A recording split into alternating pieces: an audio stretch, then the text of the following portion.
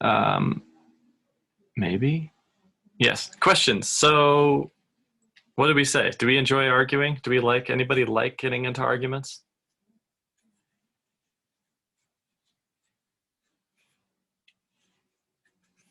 I don't, and I think it stems from the fact that I have an older brother who really enjoys arguing, and he, as a child and through teenagers, did not know how to like civilly argue. He just gets in super heated debates, and it's really hard to change his mind. And that's like he's an entrepreneur now, and it works really well. He's figured out how to like argue more effectively, but it's still difficult. I think it like originated then just because it's hard. You don't want to argue if there's no like back and forth or like productiveness of it. No give and take. It's just a bunch of um, arguing. There's like arguing just to win, basically.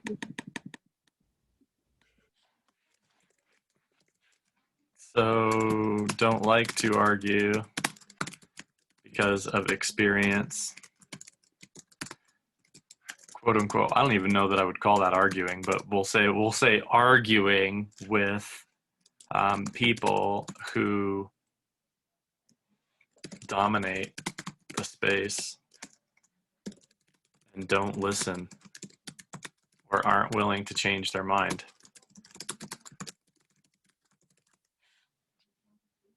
Thank you for starting us off, Jamie. Other reactions?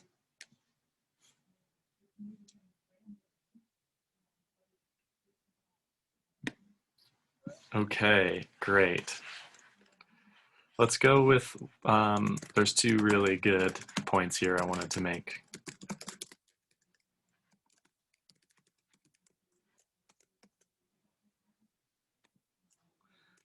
Actually, Elliot and Spencer. I definitely enjoy, and Adele. What makes a good debate? I would I would say you both have like a baseline respect for each other, and because of that, your language stays kind of more um, epistemic or academic instead of just like mudslinging or taking personal attacks or There we something. go. Like, and you're doing so with the purpose of edifying each other and like get into a common understanding, instead of just like beating them down and like not being willing to question your own standpoint. So there's got to be that like that respectful give and take instead of just like, oh fuck you, no fuck you, mate. No, fuck you, mate. You gotta have that. Yeah, and Adele actually, I think, highlighted agree, respect, and to some degree, a basis in objective academia and logic. So we actually like have to use the real world here. You can't just like, um, um, yes, or on Lena's point, or you're just aware and open that you're basing your perspective on your, let's be honest, a limited experience, because all of our experience is limited, right? Based on a lot of factors. Um, great. So when there's a baseline respect, and the language stays civil, there's no attacks. When the purpose is for edifying each other and gain a better common understanding or to improve our own understanding.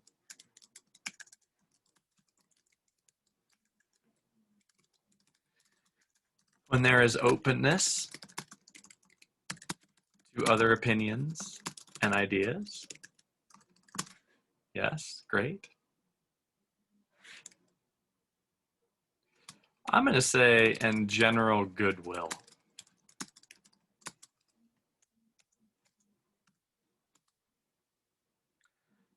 And now I want to bring in Grace's point. It honestly depends on what we're arguing, who I'm arguing with. Friendly debates are fine. Arguing about whether the COVID vaccine is microchipped or not is just aggravating.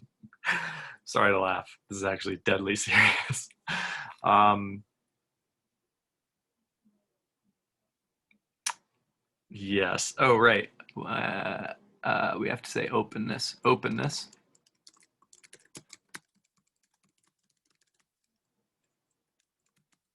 and general goodwill.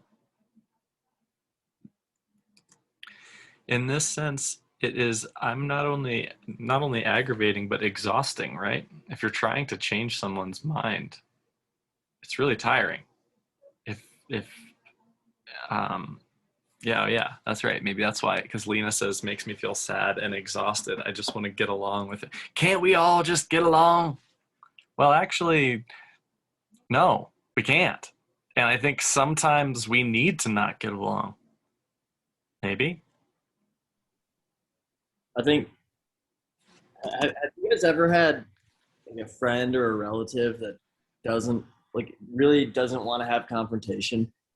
And maybe you get to a point with them where it's like, we just have a fucking argument. Like, we just get this over with and like disagree so that we can like get an understanding. Because for me, that's why I always want to debate, is like to have a common understanding instead of just being like, agree to disagree. That's like my entire family. So I think that's why I'm like this, because it's like, yeah, no one confronts anyone. And that's just kind of how it is. Yeah, absolutely. I know this is way more personal than I was planning on getting, but I do think that's one of my biggest challenges is being in relationships, is that I'm conflict avoidant, where I need to be conflict actively pursuing. So it's like, what is wrong here? Can we like talk about it and figure it out? Like, it's going to be uncomfortable, but maybe we'll move past it. Or like someone saying like, the best first date question is, tell me how you're messed up. Like, let's just get like, why are you a terrible partner? Because if I can, like if we get that on the table and we can work through that, then things are good. Otherwise, like, well, I don't want to bring it up. Year and a half later, it's like, we should have brought this up like 14 months ago, probably, maybe. So yeah, interesting how this conversation is already going different than my last class. Definitely not sharing my relational faults with my previous class. So, and I think it's interesting, like the family thing is really what made me think of that. Like in our intimate relationships, basically, we don't want to create conflict. And this is very different than like arguing with someone on Facebook about something that you posted, or someone Snapchat, TikTok is what came up last class. Someone had a snap, tip trap on whatever the kids are using these days. What is it? Snip talk? Okay. Spencer says, I definitely like to push people's comfort for the sake of bettering interpersonal understanding and personal relationships. So yeah, this is interesting that we're talking about interpersonal dynamics, because this didn't really come up in my last class. We were talking about political and democratic dynamics, really. And I think these things are connected and related. And actually, I do want to, other reasons why we don't like to argue. Yes, okay, so there are power dynamics in an intimate relationship as well, or in a family structure for sure. Speak when you're spoken to. Whoa, boy. Right?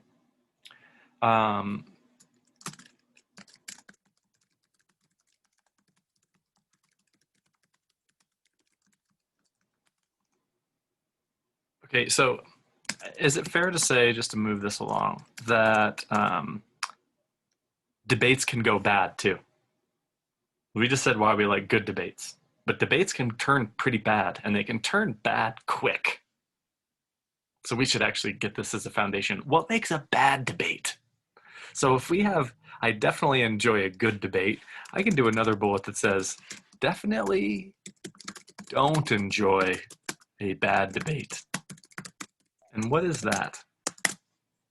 Or why don't we like arguments? Thank you. Personal attacks.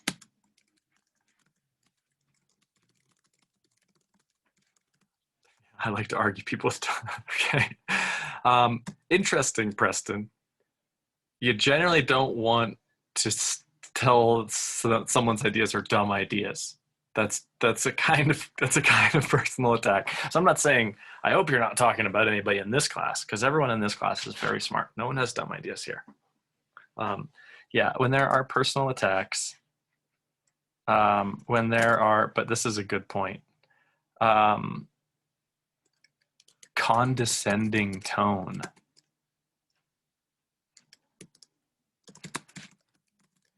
Disrespect.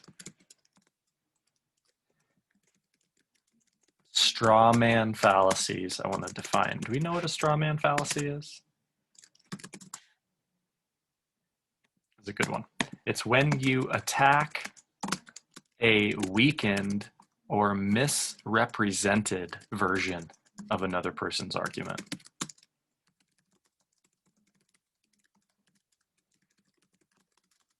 This is kind of, and this would be a good transition to Deborah Tan on the argument culture and look at how language is using us. If I am attacking your argument, or if I'm attacking your position, you have a really good position, instead of just attacking your position, I might attack a straw man. So instead of attacking the actual person, your argument's a person, I'm attacking a straw man. So I misrepresent your position and then attack a weakened version of it. So it is kind of when one or both sides aren't listening to another, but then also when they actively misrepresent what the other person is saying. Have we been into an argument when someone attacks your ideas and you say, that's not what I'm saying?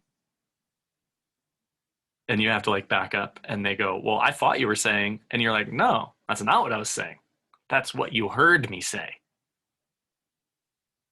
Classic example that I used to use is the argument for LGBTQ equal rights. There was an argument, a straw man against that position that said homosexuals just want special treatment under the law. They want special rights and they want special treatment. They want us to go in and rewrite laws on their behalf. It's like, no, actually, their argument wasn't for special treatment. It was for equal treatment. That's a big difference. Straw man versus not straw man. Or another straw man is, feminists just want to overthrow men. No, not really, actually. And in fact, there's 20 varieties of feminism, so maybe which type of feminism are you talking about? Okay, so, and there's basically, we could say openness to goodwill. We could say good arguments have good faith and willingness to change.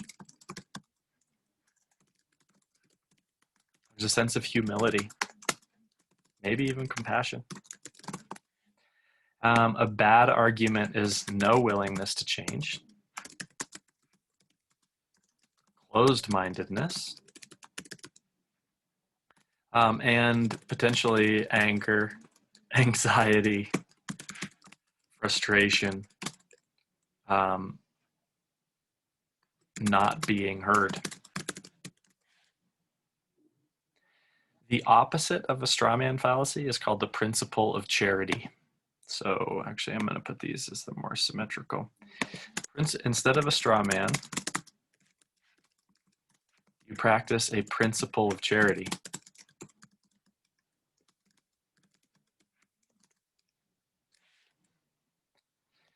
Principle of charity is the opposite of straw man. Instead of me attacking a weakened version of your argument, I help, or you help the other make the best possible argument.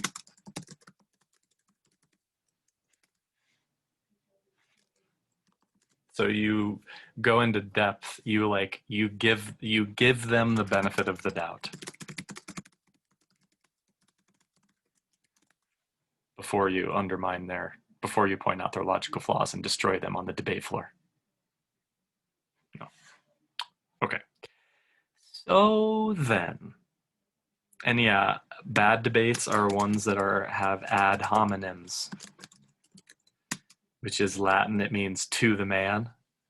That's also my hip hop name, by the way, homonym, because I use my mad beats to stick it to the man. Oh yes. Yep. I'm dropping the EP next week. It's called Homonym.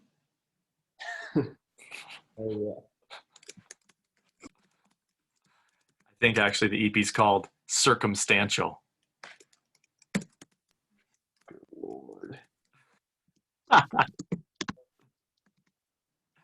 Would the real ad hominem please stand up? That's right. It's not ad hominem, it's just homonym. Okay. Ad hominem is Latin. It means to the man or to the person, if we're going to be. Okay, so it could be circumstantial. Ad hominems could be personal attacks, or you could attack the circumstance of someone. My favorite circumstantial ad hominem is, you're a man, what do you know about pregnancy? Which actually maybe is kind of real, I don't know, whatever. Okay, yeah, I could make a whole rhetorical pun-based LP. It'd probably be fire. I could set it on fire. It's terrible. All right, I'm quitting my job. I'm going on the hip hop circuit. Yes. Spencer, do not encourage me. What if I just don't show up on Friday? I'm like, peace. I'm on an at-will contract. I can leave at any time. Either party can terminate my contract at any time. Crazy contractual stipulation. But that's what it is. So I'll just go into the chair of the department and I'll be like, homonym out. That's it. Good. And I'll record it, and that will be like my breakout hit. I'll lay down some mad beats at the floor of her desk. And she says, what? I'll say, what the heck? All right, yeah, this is terrible. Someone just left. Okay, I'm really glad about this because this is a good example of it's hilarious. This happened in my last class. We started talking about white privilege, and someone clicked out like that. And I'm like, oh, I bet this conversation someone didn't like. But that is a false cause. Is it true? Or as what they also say, post hoc ergo propter hoc in Latin.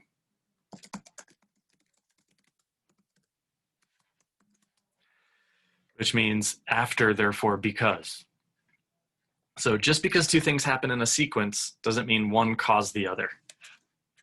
So correlation does not equal causation. Can we think of another reason why someone left the room as I was rapping? Yeah.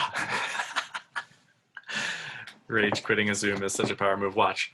I'm going to get fired for this too. They're going to be like, this is the only time I showed class all semester and I got there and the professor was just rapping.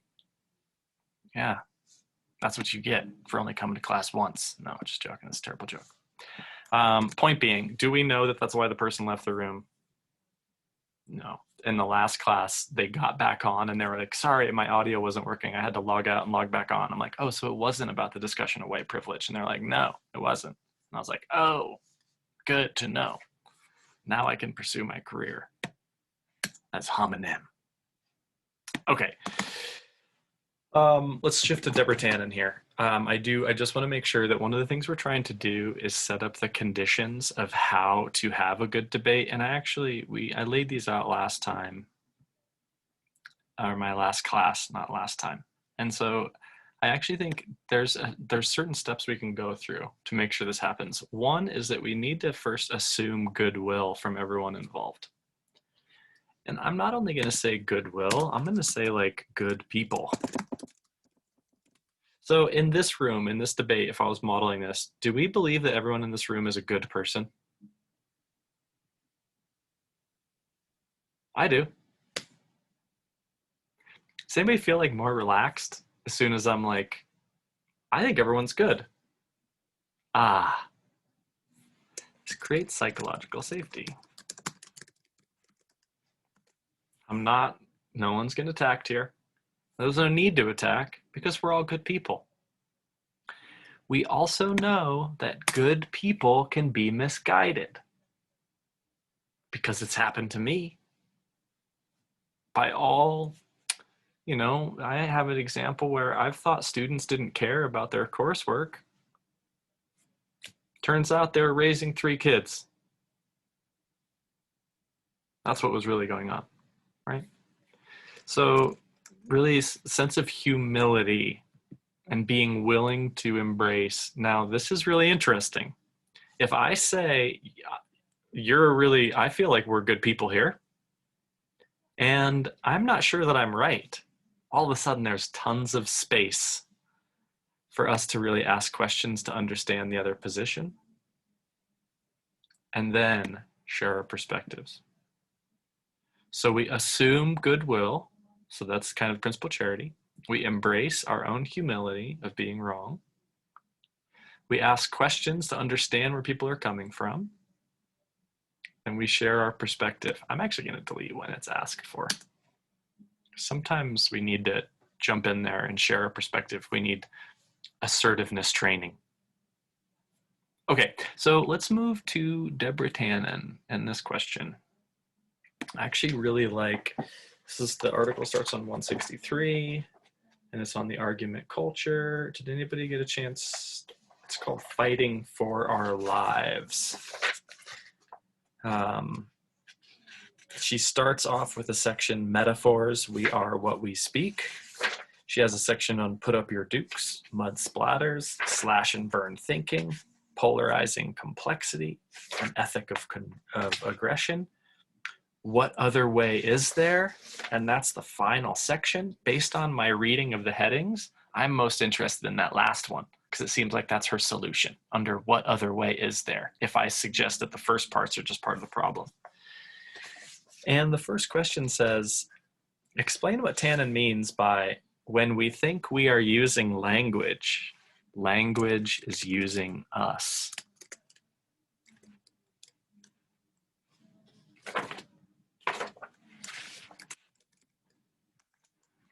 Anybody get that?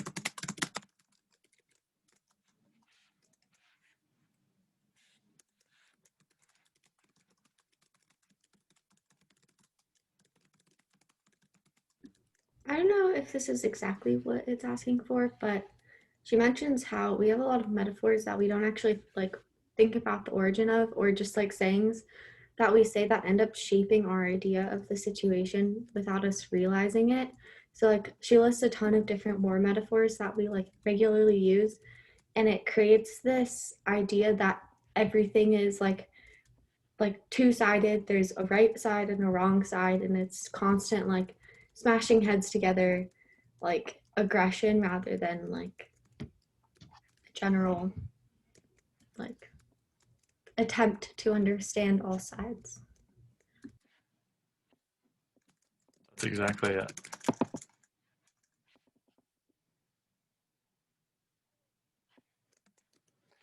Oh, did you see that argument? Yeah, they got destroyed.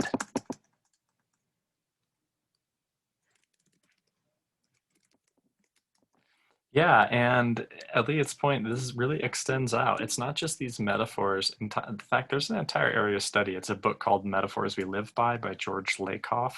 That's kind of really about how the language that we use ends up shaping our experience of the world. So I might see, myself as a warrior or a wizard. I've been imagining myself as a wizard lately.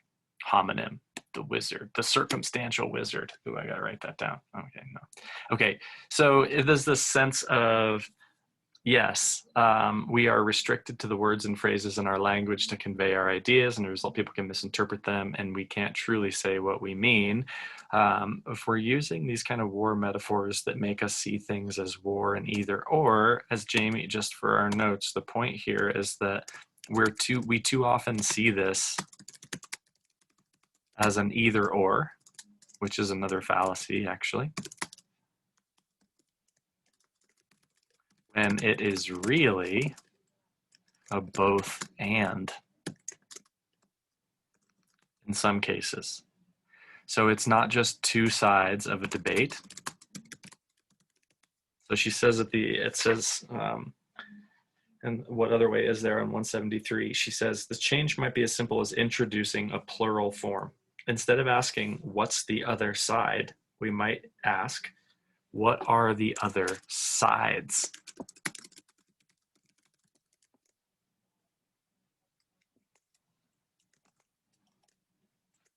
And I wonder if we agree. Do you think in America we have a problem of reducing things to polarized debates?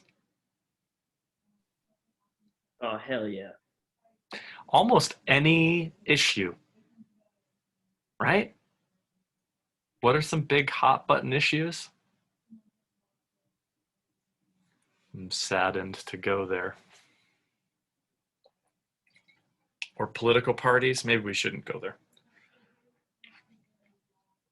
No, I think we should. Gun rights. Yeah, thanks. Is this an either or debate?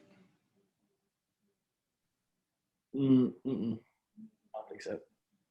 I don't either. How many different perspectives on guns in America do you think there are? I think there's a whole spectrum. I agree. Do you think understanding that there is a spectrum of guns in America, or a spectrum of opinions? There's definitely a spectrum of guns in America. We can be sure of that. Is there a spectrum of perspectives on not just guns, but gun rights? Absolutely. We have positions on automatic weapons.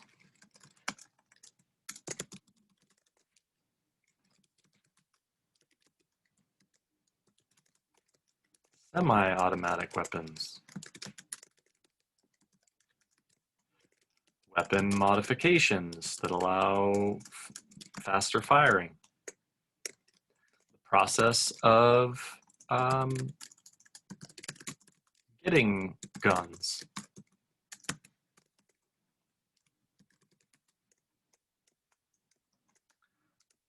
Looks like Adele's done her homework on this. Background checks and mental health checks. Domestic violence, people with records of domestic violence abuse, should they have the right to own guns, buy guns? Concealed carry laws. Castle defense laws. Yep, that's what I was going to say, because that's the one, how I know this one. Stand your ground laws. Someone comes into my garage, can I shoot them without being convicted of murder?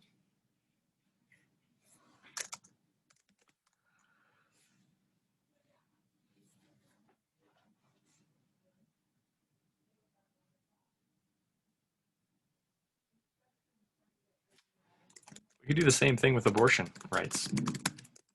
Is abortion pro-life versus pro-choice?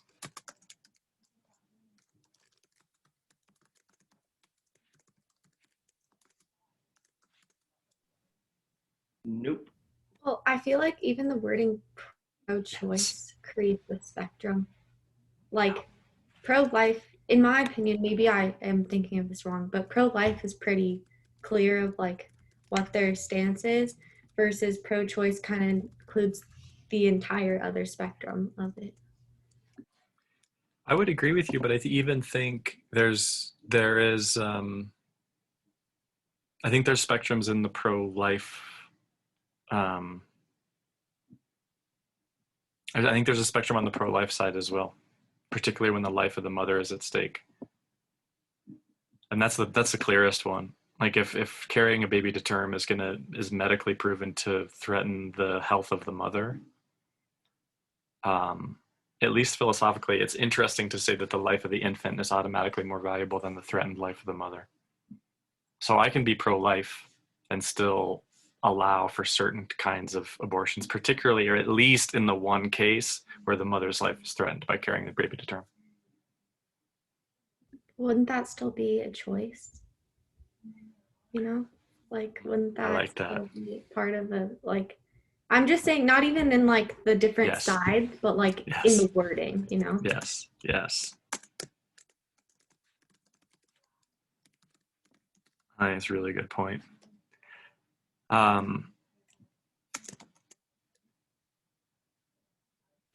how about political affiliation?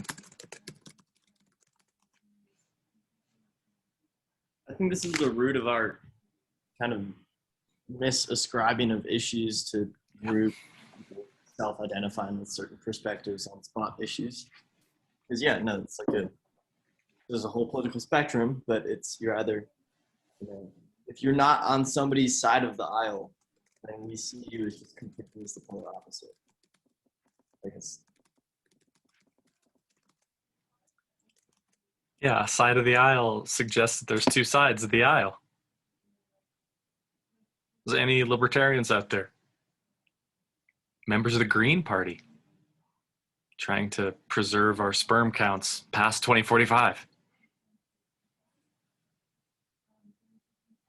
Or the Kanye Westians. Is that a thing? People also assume just because you have one idea that sides with one side or the other, that all your ideas side with one side or the other.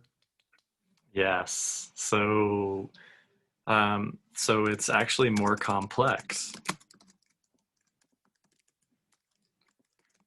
Conservatism means a lot of different things, or could mean a lot of different things. Liberal could mean a lot of different things, or has meant a lot of different things. Thanks, Preston. That's a really good ad. Okay, so where does this leave us then? What is basically, or does what other, I've been kind of controlling this conversation. What did you take out of any other key points from Debertana that you thought was interesting or otherwise significant? I thought her point on like critical thinking and criticizing was interesting, just within this class as like peer editors and stuff, of like how students are sometimes taught just to criticize other people rather than like critically think about it, and that can hurt creativity. Yes. Also in our thinking, right? Rather than criticizing, asking questions to deepen or qualify someone's views can be really helpful.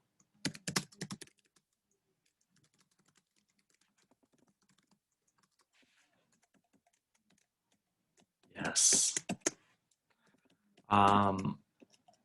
Good. Other points. Thanks, Jamie. I think something we can do to aid our political perspective, or like our respect for other people, if they're, have a different perspective than us, is to remember that like having a political perspective doesn't mean that you're like smart or dumb. And both sides of the aisle are home to many dumb people, and somebody can have the exact same political views as you and just be a complete idiot. And so, like, taking that away from like personal attacks, and I have, I'll out myself with you guys. I try to sit as like in the middle as I can. I used to be further left, and now I'm kind of in the middle. And I have family on both sides, friends on both sides, and I tend to be the one trying to like challenge everybody and bring them to dialogue. I know centrists are really annoying, but that's where I've kind of ended up. And yeah, but like it makes me realize that everybody's valid, but everybody has their own frustrations. But yeah, like can't mudsling or you're not going to get any dialogue. Yeah, and I feel like I'm in the same boat as well. And so I think that's why and I feel like people in this room are really compassionate and considerate. So, and when you say mudsling, what's that? Personal attacks, and then grouping people to, oh, you gun people, or, oh, you baby killers, whatever kind of rhetoric like that you can use. Thank you. And then she says in the article that like when you sling mud, it gets mud on you as well. Like you can't actually just sling mud on someone else and stay clean. Yeah, definitely lowers you. And thank you, Grace. This is a really key ad. Personal experiences play a role in our beliefs. Figuring out why they have specific views helps you understand their argument. Plays into democracy begins in conversation. Also as a way of giving people the benefit of the doubt. I wonder if you take someone who has views that you do not like, do you really think you would hold different views from them if you were raised in the same place that they were, had the same family, and had the same media diet? Or would you probably think a lot like they think? Did I tell you Thich Nhat Hanh's thing, don't get mad at the lettuce? It's one of my favorite things. Don't get mad at the lettuce. So if you're growing lettuce and it's not growing, you don't get mad at the lettuce. That would be dumb. What do? Does the lettuce have enough water? Does the lettuce have enough nutrients? Does the lettuce have enough sun? And that's the same with us. So don't get mad at like you're upset with yourself. Well, do you have enough rest? Do you have enough nutrients? Do you have enough space? Same thing with your partner or your friends or your roommates. Don't get mad at the lettuce. Do they have enough food? Do they need a nap? I told my friend that I was having relationship difficulties. Like, that's great, Sean, but there's one problem with your metaphor. Lettuce doesn't scream mean things at you. And I said, yeah, but still, like, don't get mad at the lettuce. Anyway, I think Grace's point, I really want to underscore that because I do think that's really what we do. She says, Dewey says, democracy begins in conversation. And she says, I fear that it gets derailed in polarized debate.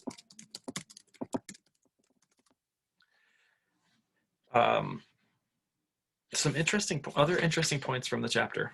There's two, I already gave one of them, but there's two other ones I thought were really great. I also really liked the concept of like using less aggressive tactics and how it sometimes gets looked down upon, just because we're kind of in a culture that emphasizes those war metaphors and that aggression. And like I've noticed this in my life, like I tend to use less aggressive tactics because I want to make other people happy and I want to be able to have like a civil conversation, but sometimes like people look down upon that because you're not following what they believe you should do, or you're like undermining yourself by being less aggressive.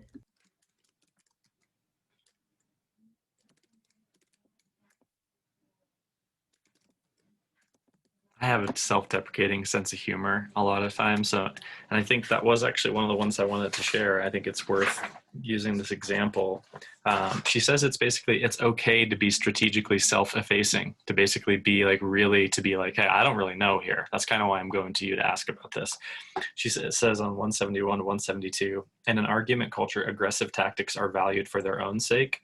For example, a woman called into a talk show on which I was a guest to say, when I'm in a place where she says, when I'm in a place where a man is smoking and there's a no smoking sign, instead of telling him, you aren't allowed to smoke in here, put that out, I say, I'm awfully sorry, but I have asthma and your smoking makes it hard for me to breathe. Would you mind terribly not smoking? Whenever I say this, the man is extremely polite and solicitous, and he puts his cigarette out. And I say, oh, thank you, as if he's done a wonderful thing for me. Why do I do that? And then Deborah Tannen says, I think this woman expected me to say that she needs assertiveness training. Interesting. To learn to confront smokers in a more aggressive manner. Instead, I told her that there was nothing wrong with her style of getting the man to stop smoking.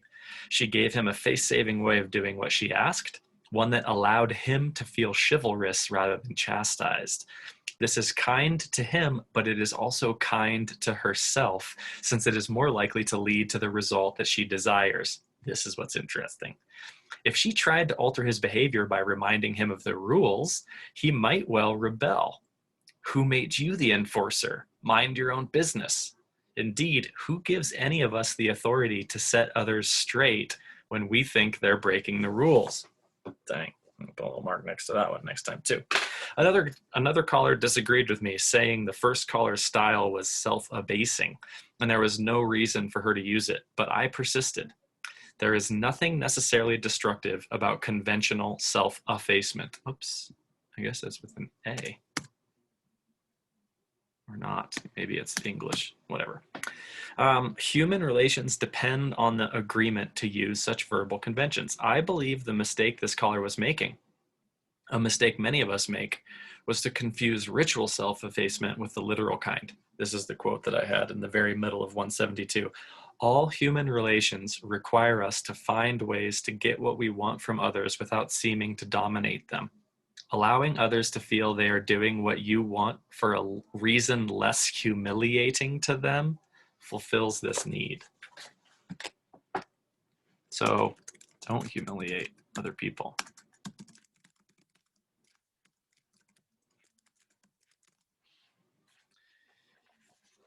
Last one.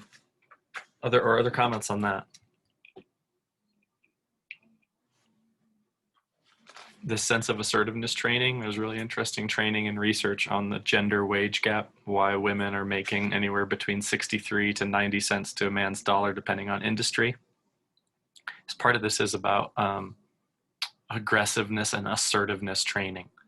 Did I tell you the story of, I met someone in I was at a brewery, and she said that she and her husband, I think it was ex-husband, but she and her husband, whatever, they both graduated from CSU with the same degree, applied for the same job at a chemical company in town, got the same job. So he had same degree, same job, same credentials, and they offered him a starting salary of $58,000. They offered her a starting salary of $43,000. And the only reason they knew that was because they were both applying to the same job at the same time. And they both took the job. And I'm like, that's crazy. And she's like, well, that's okay. I'm a way better worker than he is, so I make like twice as much money as he does now. But I was like, that's nuts. Anyway, she says at the end, and I think this is such a cool move. She says, there are times when we need, this is the final paragraph on 174, there are times when we need to disagree, criticize, oppose, and attack. To hold debates and view issues as polarized battles. Even cooperation, after all, is not the absence of conflict, but a means of managing conflict. I feel like this is brilliant, because she's not attacking the people that say we need to attack.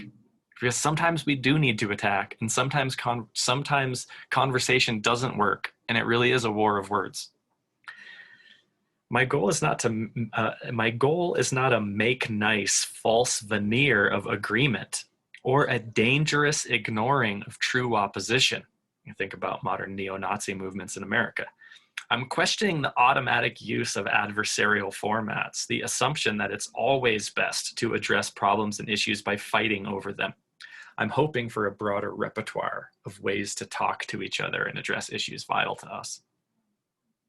I think that's really smart. I don't know if anybody else saw that she's basically kind of practicing what she's preaching here.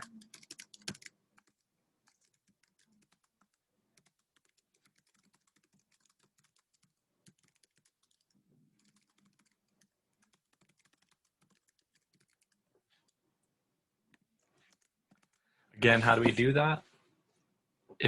If we take a cue from Rogerian rhetoric, we understand that our views are embedded in the context we're in, what Grace, the last thing that Grace is saying, but also that our identities are often caught up in our positions. And to be really respectful of that fact, to believe that people generally assume goodwill until people prove otherwise, and to go into those situations where we're trying to do everything we can to help the other person make their point as clearly as possible. I think people recognize that, and they're way more likely to listen to us when we are humble, open, and helpful. We're like, I just want to help you make your point because I'm curious to hear more about it. Maybe you could change my mind. And if that's the approach we go into something, you'd be surprised. I think this is, in particularly where people aren't really going to listen to us anyway, that gives us a little bit of a crack open to offer our perspective and see if that does change the situation. So this is kind of an advanced rhetorical technique, particularly in situations where people are prone to disagree, like gun rights or abortion or political affiliation, political votes. Cool. All right, we didn't really get to Foss and Griffin and invitational rhetoric. I will see what I can do to summarize some of that next time. And I've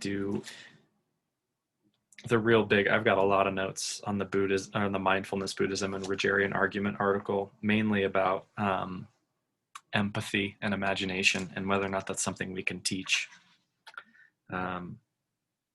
Thich Nhat Hanh says that in many American universities, there's a course called communication skills. I am not certain what they teach, but I hope it includes the art of deep listening and loving speech. These should be practiced every day if we want to develop true communication skills. So deep listening and loving speech. I'm not sure if you can teach that, but I do think you can practice it. Okay, well, thank you. Bye. See you. Let me know if you have questions. Take care. See you, Preston. See you, Grace. See ya, Question for you. Spencer. Yeah, I'm curious what you think on like if